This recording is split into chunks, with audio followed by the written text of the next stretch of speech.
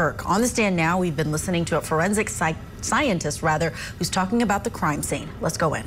What items did you collect from 29 Valley Road? I had the cuttings from the red-brown stains on the bed, red-brown stains number 1 and number 2, as well as the 3 different areas of the unknown black material from the floor. And approximately what time did you finish at 29 Valley Road?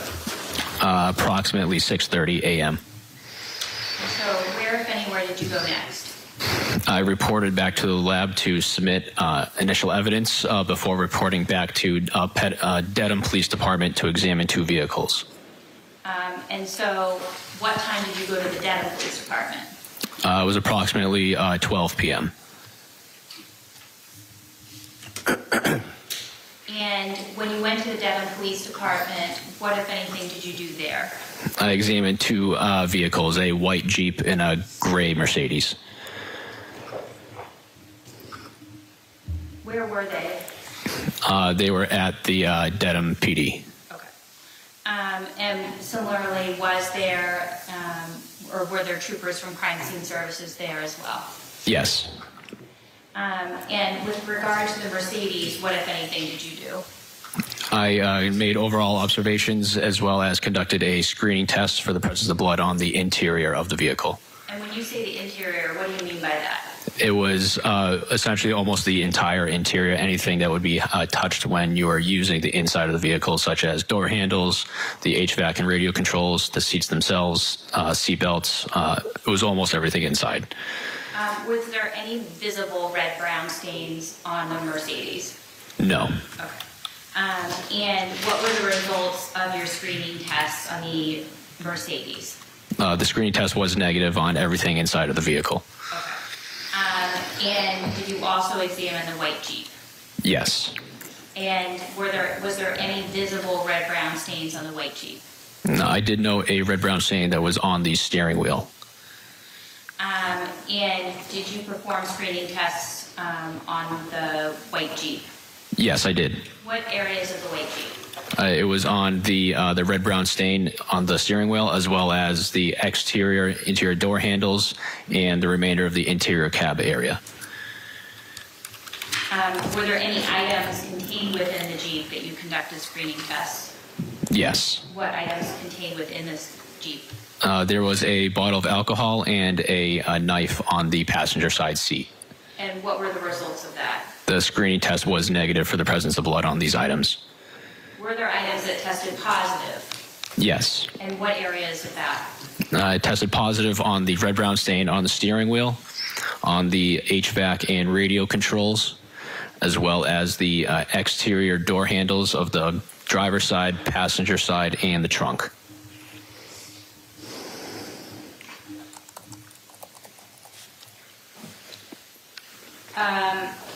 Your Honor, at this time could we display what's been previously marked as exhibit number 89? I'm sorry? Exhibit number 89. Yes. And could we have the lights off? Thank you. What is this? This is the white Jeep that I examined. Could we have exhibit number 90, please? This the back passenger side of the Jeep. Exhibit number 91, please. Another angle of the back of the Jeep. Exhibit 92, please. This is the back driver's side of the Jeep. And exhibit number 93. The front driver's side of the Jeep. Exhibit number 94. This is the driver's side looking into the Jeep. Exhibit number 95, please. Another angle looking into the Jeep. Exhibit number 96, please. A close-up of the steering wheel. Exhibit number 97. This is the center console and gear shift area. Exhibit number 98. This is the radio and HVAC system. And exhibit number 99, please. This is the trunk. Exhibit 100. A close-up of the trunk area. Exhibit 101. This is the interior passenger side door. Exhibit 102, please. The interior passenger side. Exhibit 103, please. Close-up of the passenger side seat. And exhibit 104, please. A different angle of the passenger side area. Exhibit 105, please. Close-up of the alcohol bottle and knife that were on the seat. 106, please. After moving the alcohol bottle, this is where the knife was found. Exhibit 107. A close-up of the knife. Exhibit 108. The HVAC and radio controls. Exhibit 109. This is the Mercedes that I examined. Exhibit 110, please. The backside of the Mercedes. Exhibit 111. The back driver side of the Mercedes. Exhibit 112. This is the front driver area of the Mercedes. Exhibit 113. The rear passenger area. And exhibit 114. The rear trunk area. Can we have exhibit 115? This is the interior looking at it from the passenger side. And 116, please. This appears to be the front passenger side. Regarding the Jeep, did you have the opportunity to observe the position of the seat? The driver's side seat, I should say. Yes, I did. And what was that? From what I recall, the seat was pushed all the way back. Can we have exhibit number 95 again?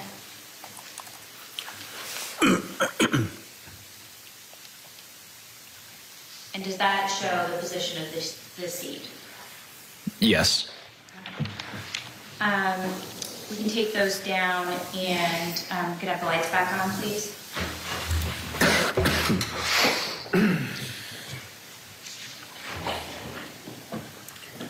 So what items did you take from the Dedham police station? I collected a set of 5 swabs. One set of swabs was from the red-brown stain on the steering wheel, another set from the radio and HVAC controls, and then another set of swabs from each of the exterior door handles, the driver's side, passenger side, and the trunk. Okay. And then at a certain point in time, were you assigned to be the criminalist in connection with this case? Yes. And what does that mean? The criminalist works on the physical evidence that has been submitted to the lab by the Crime Scene Response Unit and various local agencies. And is it typical that that is centralized? Yes. And are there sometimes where there's multiple criminalists out in the field and just one person at the lab doing the bench work? That's correct. Okay. But in this case, you had done all of the collection work and the testing in the field, and then you were assigned to do the bench work at the lab. Yes. And what is item selection? An item selection is after a criminal examines a case, they figure out what samples to send forward for DNA testing. And what's the purpose of that? This purpose is to create forensic links in an investigation. What do you mean by forensic links? Generally, in order to create a forensic link, you have to have some sort of connection between a victim, a suspect, the evidence, and the crime scene. A sound forensic investigation can be considered complete when a link has been made between those 4 things. And what is the role of item selection in determining which items move forward for DNA? Multitude of different things. You have to consider case history as well as the forensic results that you got from testing. So in this case, what items did you do testing on it back at the lab? I did a confirmatory test for the presence of blood from the swab of red-brown stains that was on the table in the hotel room, as well as from the red-brown stain number 1 that was taken from the mattress at 29 Valley Road. And when you say confirmatory test, what does that mean? A confirmatory test is done on a specific area that has been screened positive for the presence of a biological material, and this test confirms the presence of that biological material. Is it a different test than the screening test? Yes. What kind of test is it? So this test works very similar to a pregnancy test, where a small amount of sample is put onto a solution and then into a test card. And after the period of 10 minutes, if the card shows one line, the test is negative, and if there's 2 lines, the test is positive. And why didn't you examine the other swabs? The particular amount of material that was on the swabs or material, in my opinion, was not enough to do further testing, so I only prepared those for further DNA testing in order to preserve the evidence. Okay. And so which items did you prepare for DNA testing? All of the swabs that I had collected from the different areas that I examined at the scenes. And when you say all of the swabs, does that include the scrapings from the floor? No, those are samples that would be sent to the trace unit if there was an item of evidence that was submitted for comparison to those items. So all of the swabs that were sent forward for DNA, was that because they potentially contain biological evidence? Yes. Okay. And so which, those swabs, those were taken from what areas? The swabs are from the red-brown stain on the table in the hotel room, as well as the swabs from the knobs in the bathroom sink and shower. The 5 swabs from the white Jeep, which was from the red-brown stain on the steering wheel, the HVAC and radio controls, and the exterior door handles. With regard to the cutting from the mattress, what, if anything, did you do with regard to that? I conducted the confirmatory test for the presence of blood on that item as well. And what were the results of that? It was positive, confirming the presence of blood, indicating human blood.